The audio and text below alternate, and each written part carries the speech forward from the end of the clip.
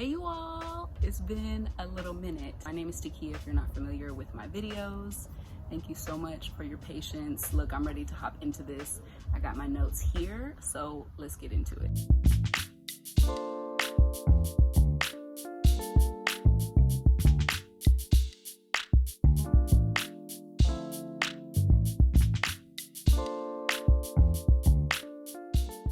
To heal your womb with the foods that you eat. You're wondering what my experience is with this, like what gives me the right to talk about this. I have healed my own ovarian cysts and they were hemorrhagic, my PMS symptoms. So during my cycle, when I menstruate, I have no symptoms, no emotional roller coaster, no painful cramps, no bloating. I have videos discussing my entire experience and then how I healed them. If you're interested in those videos, then I'll link them up in the cards and down in the description box. I know the food is one of the hardest things to tackle. So this is about 5 to 6 years of experience. 2 of those years have been in the Caribbean. I am in the sun, I'm in the heat, I'm getting that vitamin D, and the natural indigenous foods and plants that grow here align with my body and my DNA.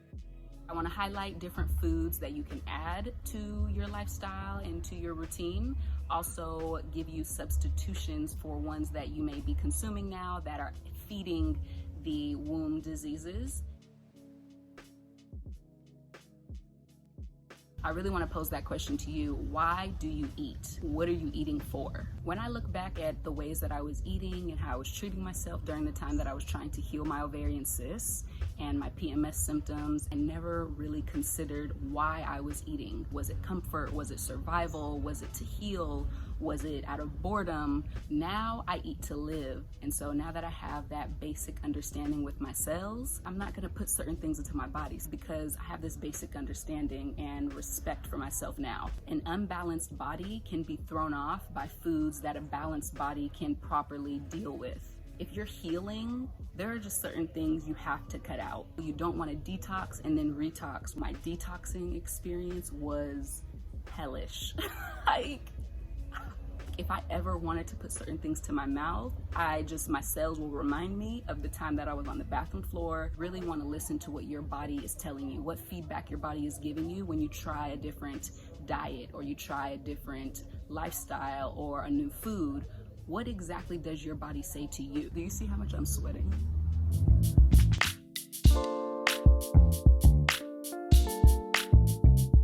Let's talk about the food additions, things that you can add to your lifestyle and things that you can substitute out. Dark leafy greens. I know you hear this all the time, but it is true. So when you add dark leafy greens, you're getting vitamins A, vitamin C, K, a lot of B vitamins, and then you're also getting iron, which we need. You're getting potassium, you're getting zinc, you're getting selenium, you're getting magnesium, and you're getting calcium. Dark leafy greens are really important when it comes to antioxidants and your immune system. So this is going to determine how well you can handle different viruses, colds, and different flus, and different things that come with different seasons and exposure to different elements and people around you, quite frankly.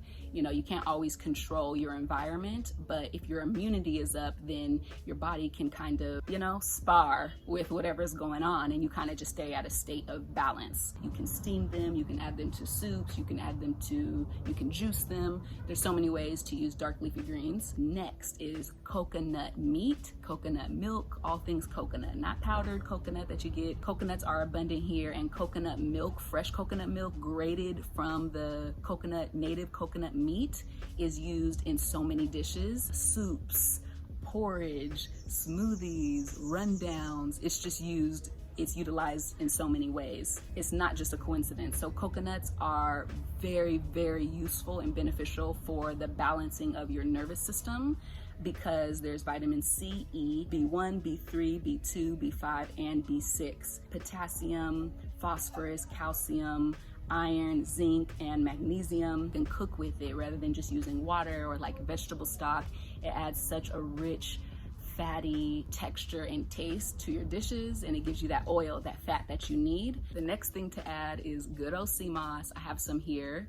I always keep sea moss soaking in the fridge in water, and I just pull daily to add to my smoothies, to add to my porridge. This is the game changer. Adding something like sea moss to your routine, because of the vast mineral and nutrient profile, powerhouse for your hormones.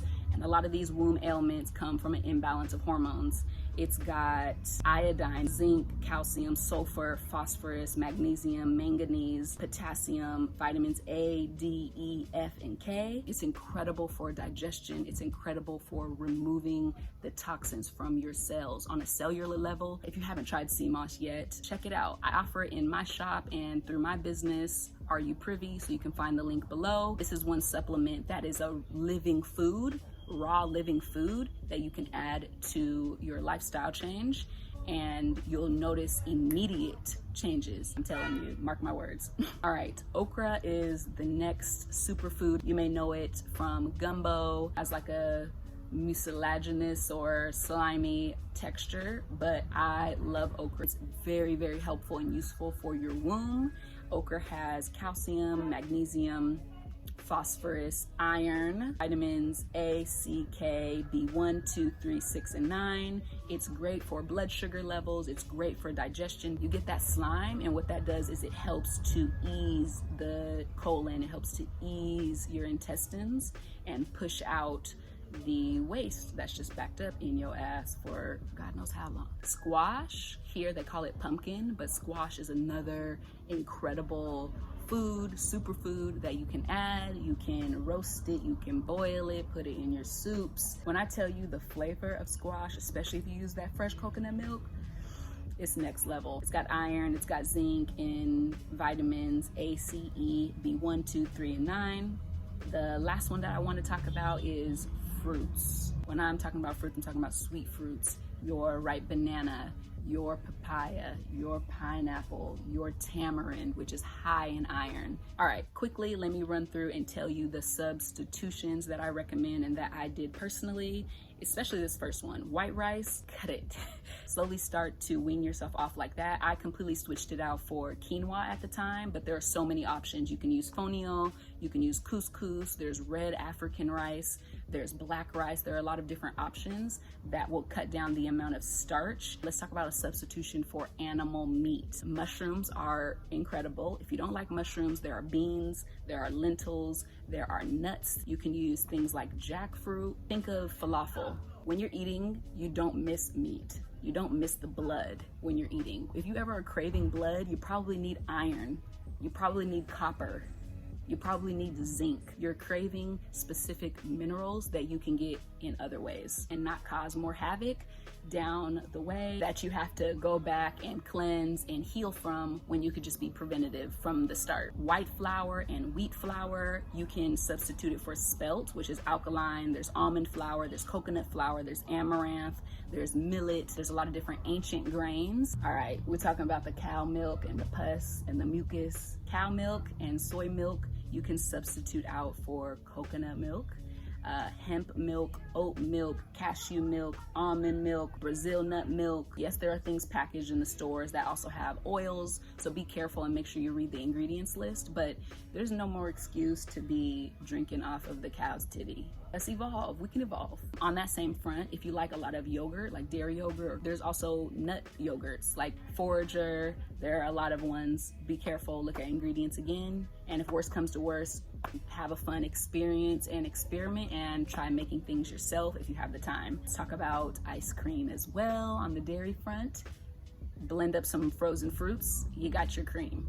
Simple. You can add coconut cream to it if you want to have a more depth of texture and like fat on your tongue. Frozen bananas, and then adding any of your fresh fruits to that makes a nice whipped ice cream. And you can put it in the freezer and save that, but you can freeze any fruits, make a bomb ice cream.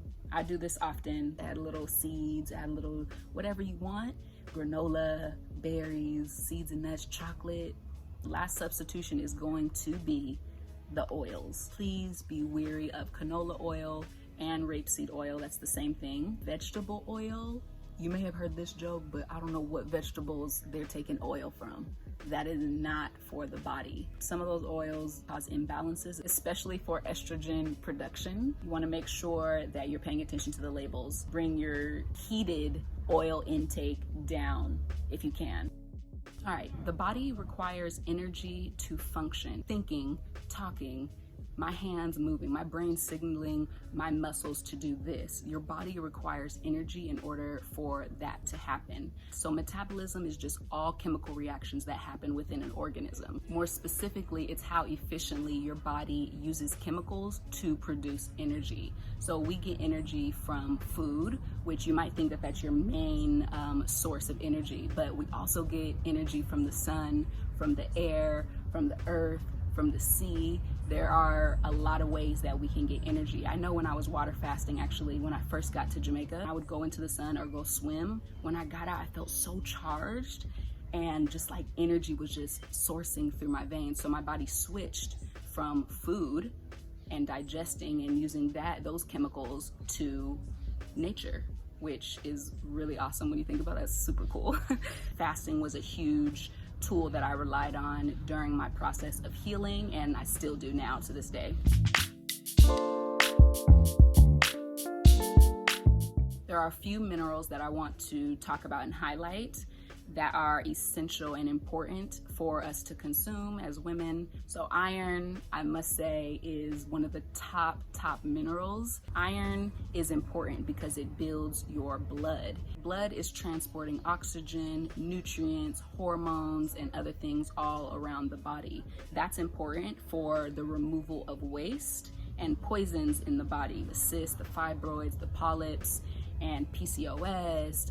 A lot of these ailments that we get, even cysts in your breasts and things, they can be very prevalent if you have a lot of waste and backed up toxins within the body that are in your tissues now and irritating the fiber of your body and your ovaries or your uterus or your fallopian tubes. You'll start to notice different growths or irregularities in your hormones as well. If you're eating foods or taking supplements that are high in iron, you also want to make sure that your vitamin C intake is up as well, because they work together. Vitamin C helps your body use the iron, so it's not just going to waste. It has been said that women need more iron than men, and especially if you're, I believe it's after the age of 15, you need twice as much iron as a man would, for obvious reasons. Another mineral that I found that is extremely important for the womb and the hormones is iodine. Now, iodine specifically is helpful for the proper functioning of our thyroid gland, which is around here. So if the thyroid helps you to absorb nutrients and to utilize them properly, then you need your thyroid to be operating like, you know. The way that I get my iodine in is wildcrafted sea moss. The hormones released by the thyroid are also partly responsible for estrogen metabolism, ovulation, breast tissue health, progesterone production, cysts in your breasts, cysts in your body, breast pain, baby development in utero and early years. Selenium is also important. Things like Brazil nuts are very, very high in selenium. Zinc is also very important. Folic acid, or B9 and B12. There are others, but I really wanted to focus on iodine and iron. Some of my favorite inspirational accounts for food are Tish Wonders. She's my girl. She's the top. She makes this roasted garlic and roasted carrot hummus that I have recreated. I'll put there on the screen.